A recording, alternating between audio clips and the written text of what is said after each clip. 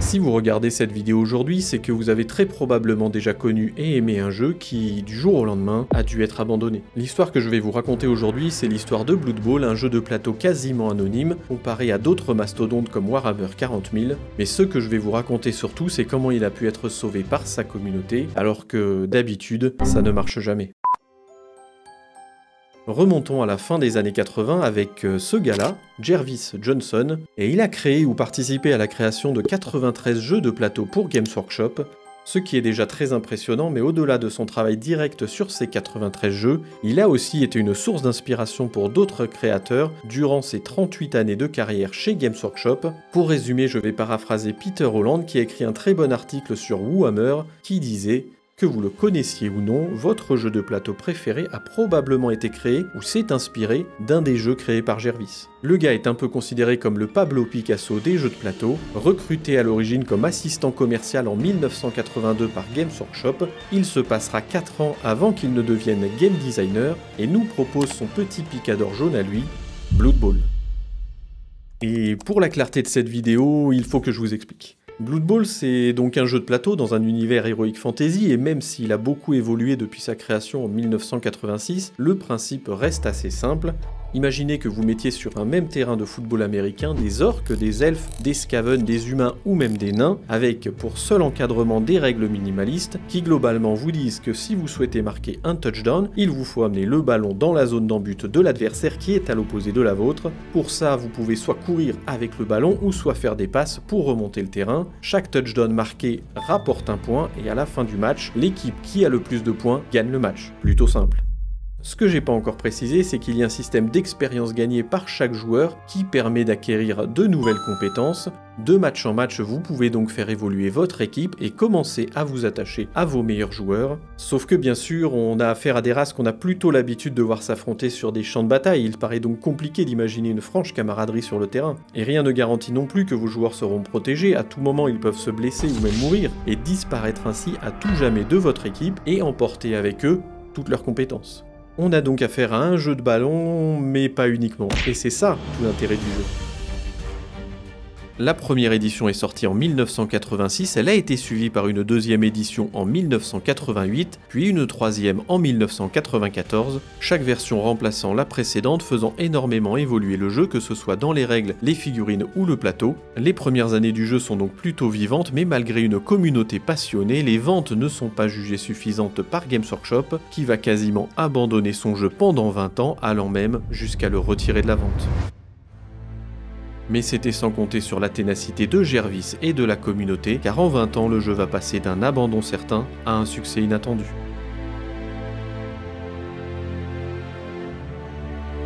Tout commença au début des années 2000 quand Jervis, qui commençait à sentir que son jeu, celui qu'il considérait comme le meilleur qu'il puisse inventer, pouvait à tout moment être mis de côté et arrêté par Games Workshop, il commença alors à passer du temps, beaucoup de temps, sur les différents forums existants afin de trouver des joueurs capables de l'aider à sauver Blood Bowl. Il fit alors la connaissance de Neoliminal, à qui il demanda de trouver plusieurs joueurs avec des points de vue différents sur Blood Bowl, dans le but de créer un groupe de travail qui permettrait de faire évoluer les règles du jeu, car à l'époque c'était un peu l'anarchie et chacun jouait à sa façon selon les pays ou les régions.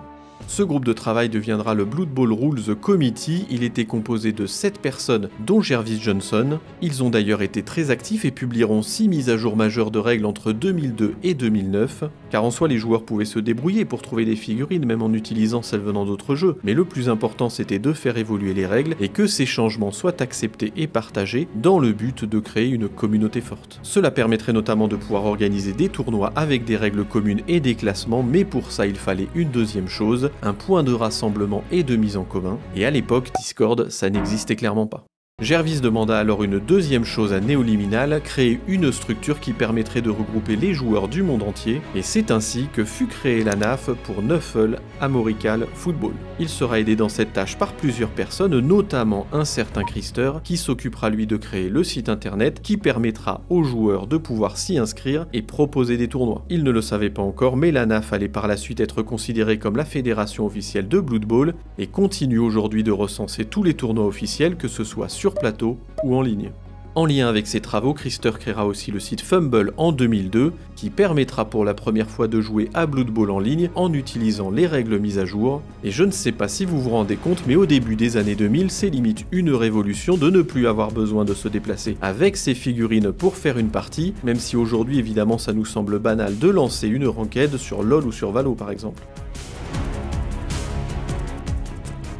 Et c'est alors qu'en 2004, pendant que les États-Unis s'apprêtaient à découvrir le phénomène World of Warcraft, sans trop qu'on s'y attende, Cyanide, un studio de développement français, sortira Chaos League sur PC. Un jeu non officiel largement inspiré de la licence. Et là, vous vous demandez probablement quel est le rapport avec WoW. Eh bien, aucun, enfin quasiment aucun, car à cette époque, le développement d'internet via le câble ou la DSL permettait enfin de rendre accessible au plus grand nombre le multijoueur en ligne, et c'est justement ce dont avait besoin Blood Bowl pour exister et se démocratiser. Comme Fumble avant lui, Chaos League proposera un mode multijoueur en ligne en plus du mode solo. Il se vendra à 150 000 exemplaires, ce qui peut paraître peu, mais qui en réalité est plutôt surprenant, étant donné qu'à ce stade, le nombre de joueurs plateau se compte en milliers de joueurs grand maximum. Et c'est le moment de vous raconter l'histoire de ce jeune garçon perdu dans les rayons jeux vidéo de Carrefour qui tomba par hasard sur Chaos League et trouva rigolo de voir des elfes qu'il avait découverts dans Le Seigneur des Anneaux, sachant que la trilogie était terminée et que The Hobbit n'était même pas encore annoncé, donc la vie était trop triste. Bref, des elfes qui jouent à un jeu qui ressemblait au rugby, mais avec des règles bizarres, il fallait y jouer. Et quelques années plus tard, ce jeune garçon comptabilisera d'ailleurs plusieurs milliers d'heures de jeu sur Blood Bowl et participera à son tour au développement de la communauté. Bon, le garçon, c'était moi, et mis à part l'envie de vous raconter mon histoire avec ce jeu, ce que je voulais surtout mettre en lumière, c'est que l'arrivée d'un jeu traditionnel comme Chaos League a probablement permis à d'autres personnes de découvrir Blood Bowl et ainsi faire grossir la communauté. Ça aura aussi pour effet de titiller Games Workshop qui y verra à ce moment-là un vol de propriété intellectuelle, parce que oui, les books sont un peu comme Nintendo là-dessus, mais c'est pas le sujet d'aujourd'hui. S'en sont suivis des tensions avec le studio et finalement Games Workshop a compris qu'il n'avait rien à perdre à céder la licence, ce qui a été fait, et sans le savoir, Games Workshop venait de prendre la meilleure décision concernant son jeu depuis sa création. Car en effet, à ce stade, nous avons plusieurs initiatives menées par la communauté qui visent à redonner vie à Blood Bowl, mais pour autant rien ne garantit que ça fonctionnera, ou que Games Workshop republiera un jour une nouvelle édition du jeu. D'autant plus qu'en 2007, Games Workshop décide de retirer de ses magasins toutes les boîtes du jeu. Alors oui, on pouvait encore compter des irréductibles, et s'il est difficile de quantifier exactement le nombre de joueurs actifs, en se basant sur les chiffres de la NAF qui ne comptait que les joueurs plateau à l'époque, on peut voir qu'il y avait un peu plus de 500 joueurs actifs en 2003, et environ 1000 sur les années 2005, 2006 et 2007, ce qui n'est pas énorme malgré l'existence à ce stade de Fumble et Chaos League, qui pouvaient permettre d'attirer de nouveaux joueurs. Mais les années passent et nous voilà en 2009 où deux choses importantes vont se passer. La première, c'est que Games Workshop décide finalement de dissoudre le comité de règles 7 ans après sa création. Tous les travaux ont été intégrés dans un livre de règles mis à jour et diffusé au format PDF uniquement. Et le deuxième événement de l'année, c'est la sortie de Blood Bowl au format jeu vidéo, développé par Cyanide. Le jeu vidéo sera un succès, il sera le premier jeu officiel de la série, il intégrera les règles les plus à jour possibles à ce stade, malgré le flou existant du côté de Games Workshop. On peut d'ailleurs noter à cette époque une baisse significative de joueurs sur Fumble qui ont migré sur le jeu de Cyanide, mais on a aussi pu observer à cette époque une scission parmi les joueurs, ceux qui apprécient le jeu vidéo et ceux pour qui Blood Bowl est et restera un jeu de plateau avant tout. Cette opposition perdurera quelques années, même si avec le temps elle devient de plus en plus anecdotique, et on voit au contraire des passerelles se créer, beaucoup de joueurs venant du jeu vidéo se mettent au jeu de plateau, et inversement. Cette tendance va être d'autant plus vraie avec la sortie de Blood Bowl 2 en 2015, toujours développé par Cyanide, et vous vous souvenez quand je disais que c'était probablement la meilleure décision de Games Workshop ? Le jeu s'est écoulé à plus d'1,5 million d'exemplaires. Alors qu'on parle pourtant d'un jeu pour lequel le fabricant n'a rien sorti de concret depuis 21 ans, même si des rumeurs existaient autour d'une hypothétique nouvelle édition, la dernière news officielle c'était en 2007 quand ils ont retiré les boîtes de la vente. Et après l'engouement de la communauté pour le jeu de plateau, ça va être aussi le cas pour le jeu vidéo. Des championnats vont voir le jour par centaines, certains joueurs vont créer des sites internet ou des bots Discord afin de pouvoir récupérer des informations sur les matchs ou les joueurs. Une Coupe du Monde en ligne verra même le jour en 2016, la couverture sera principalement assurée assuré par la communauté qui depuis toutes ces années a eu l'habitude de se débrouiller pour faire vivre son jeu. La finale verra s'affronter Malak et Guinness, le second remportera cet affrontement qui comptabilisera plus de 100 000 vues réparties sur les différents diffuseurs. La machine était relancée et un an plus tard, Games Workshop va enfin sortir la 4e édition de son jeu avec des règles mises à jour et de nouvelles figurines. Et même s'il est impossible de connaître les chiffres de vente, on peut constater une croissance encore jamais vue concernant le nombre de joueurs actifs à la NAF.